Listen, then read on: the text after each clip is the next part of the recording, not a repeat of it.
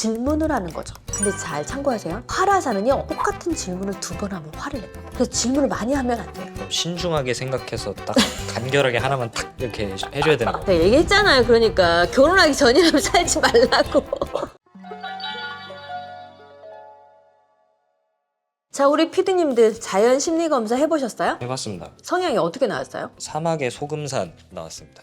그래요. 일 정말 열심히 하겠다. 일단 성실하고 자기 맡은 바 일을 최선을 다하려고 하고, 한마디로 얘기하면 일머리도 있습니다. 근데 이게 순서도 되게 중요한가요? 그럼요. 순서도 중요합니다. 소금산이 앞에 있으면 되게 깔끔하고 정리정돈이 잘 돼 있는 게 되게 중요하고요. 사막의 소금산이면은 그게 그렇게까지 중요하진 않습니다. 원장님, 이 자연심리검사 재밌어가지고 네. 제가 남자친구도 한번 시켜봤거든요. 네네. 근데 그 중에 하나가 활화산으로 나오더라고요. 최근에 의견 차이로 조금 다퉜는데 네. 이런 활화산 유형의 상대방과 좀 잘 지낼 수 있는 대처 방법을 오늘 좀 알려주시면 안 될까요? 꼭 대처 방법을 배워야 되겠어? 그냥 좀 잘 생각해 보면 안 될까? 여러분이 결혼하기 전에 화라산을 만나고 있다. 진짜 결혼 신중하게 생각해야 된다. 근데 만약에 결혼을 했어. 그럼 화라산에 대한 대처 방법을 좀 잘 찾아가는 게 중요하겠죠? 자, 그래서 오늘은 이 화라산 같은 성향을 가지고 있는 배우자에 대한 대처 방법을 알아보는 시간을 가져보도록 하겠습니다. 먼저 화라산의 특징을 좀 알려드리고 싶은데요. 활화산 하면 어떤 느낌이 들어요? 매우 뜨겁죠? 화라산이 던지는 용암 같은 언어라든가 표현들은 옆에 있는 사람의 영혼을 죽일 수 있다. 화산의 종류는 2가지가 있죠. 활화산인 상태와 휴화산인 상태가 다르죠. 그래서 활화산이다 이러면 옆에 있는 사람들이 살기가 되게 어렵겠죠. 그렇지만 만약에 휴화산이다 그러면 옆에 있는 사람은 어떤 느낌이 들까요? 따뜻하다? 그렇죠. 그래서 활화산하고요 지중해 성향이 비슷하게 점수가 나오는 경우가 많아요. 지중해도 되게 따뜻한 성품을 갖고 있고요, 활화산도 좀 따뜻한 성향을 갖고 있습니다. 근데 차이를 어떻게 찾을 수가 있냐면, 지중해는 아무나 모든 사람에게 잘 대하고 친절하게 대하려고 노력하는 사람인가에 비해서 활화산은 내 말 잘 듣는 애들만 잘해줘요. 그럼 이런 사람들하고 가족이 되면은 문제점은 뭐가 생길 수 있는 거예요?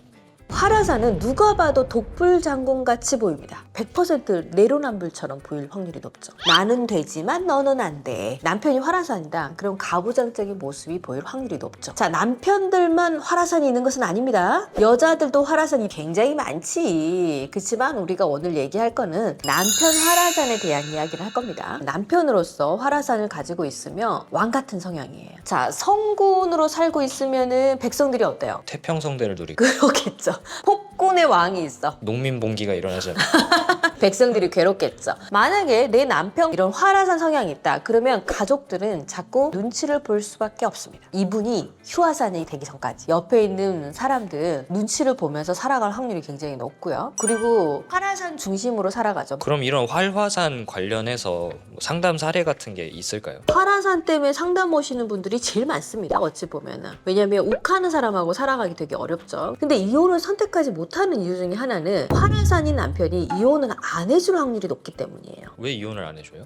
아니, 무수리가 옆에 있는데 이혼을 하겠습니까? 보편적으로 활화산 왕 밑에는 무수리가 있을 수밖에 없죠. 그럼 남편이 활화산 같은 성향이면은 배우자는 무수리 같은 역할을 할 수밖에 없어요. 활화산하고 웬만하면 싸우면 안 돼. 왜냐면 활화산이 너무 강력하기 때문에 그거를 맞짱 떠서 싸우게 되면 너무 큰 싸움으로 벌어지죠. 그래서 그 이후부터는 말을 하지 않거나. 근데 실은 이 활화산하고 살아가는 것 자체가 이 사람은 어떻게 대해줘야 되는지 모르니까 끊임없이 혼자 괴로워하며 살아갈 확률이 높아요. 최근에 저희 수강생 사례인데요. 활화산 남편하고 10년이 넘게 살아왔는데 왜 나는 이렇게 힘들었을까를 이제 깨닫게 되는 거예요. 왜냐하면 이 아내의 성향이 완전 소금산이었거든요. 또 활화산 입장에서는 의논하고 의견을 구하는 게 되게 중요하다고 얘기했잖아요. 소금산의 언어는 어떤 언어가 많냐면 친절하게 얘기하는데 비난하듯이 친절하게 얘기합니다. 아르치듯이 얘기하는 선생님 같은 스타일의 확률이 굉장히 높죠. 얘한테 그렇게 말하면 안 되지. 얘한테 그렇게 화를 내면 되겠어? 당신이 그렇게 하니까 얘가 그렇잖아. 굉장히 부드럽게 말하잖아요. 근데 비판이 많이 들어있어요, 안 들어있어요? 그 친구가 저한테 그러더라고요. 자기 남편이 나를 가르치려고 하지 마! 이렇게 얘기를 했다는 거예요. 아, 활화산이라는 성향이 이럴 때 이렇게 반응을 하는구나. 이런 말투를 굉장히 싫어하는구나. 근데 내 말과 언어가 이렇게 표현이 되는구나. 이걸 알게 된 거죠. 자, 그래서 제가 이 교육생들에게 제일 첫 번째 하는 거는 내 배우자를 변화시키려고 하지 말고 내 언어가 내 배우자에게 어떤 영향을 미치고 있는지를 먼저 알아야 알아야 된다. 그래야 문제를 해결할 수 있다. 이걸 먼저 가르치거든요. 무조건 화라산을 비난하고 비판할 것이 아니라는 거죠. 사람의 성향과 기질에 따라서는 언어만 좀 바꿔줘도 다르구나를 알게 됐다는 거죠. 보편적인 나의 언어 습관들은 무의식 속에 쌓여있을 확률이 굉장히 높거든요. 그렇지만 의식적으로 바꿀 필요가 있어요. 그래서 첫 번째, 모든 대화의 첫 번째는 뭐가 필요해요? 공감이 필요하죠. 이 화라산이 화나 있는 감정부터 나눠줄 필요가 있죠. 당신이 진짜 화가 났겠다, 속상했겠다, 이런 말부터 해줬어야 된다는 거죠. 그 사람이 화나 있는 감정을 먼저 공감해주는 게 중요하겠죠. 두 번째는 화라산에게 질문을 하는 거죠. 근데 잘 참고하세요. 화라산은요, 똑같은 질문을 2번 하면 화를 냅니다. 그래서 질문을 많이 하면 안 돼요. 그럼 신중하게 생각해서 딱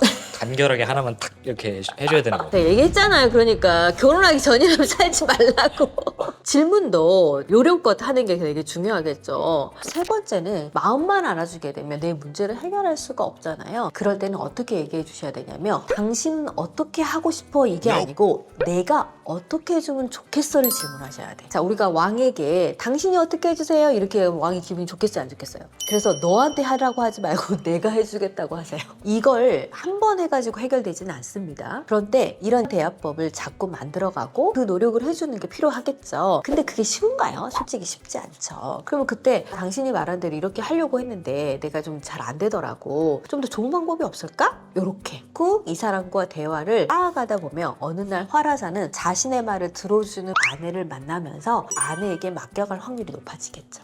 화라산은 나보다 약한 존재를 도와줄 마음이 있어요. 나보다 강하잖아요. 그러면 그를 누르려고 하는 에너지가 커집니다. 그럼 영원히 이 사람 말을 들어주고 하수의 입장에서 살아가야 되냐? 그건 아닙니다. 방금 제가 말씀드린 이 방법대로 하잖아요. 이 집안의 리더자가 되는 사람이 실은 이 소금산일 확률이 높습니다. 어느 날 보면 지시하는 대로 화라산이 듣고 있는 걸 발견할 수 있어요. 보이는 리더십은 화라산처럼 이래라 저래라 했을 때 말을 듣고 뭔가 끌려가는 듯한 느낌이 보이는 리더십이라면 보이지 않는 리더십은 화라산 같은 성향을 잘 끌어갈 수 있는 지혜로움을 가지고 있을 때는 이 배우자 아내가 원하는 대로 다 끌려가고 있을 확률이 높거든요.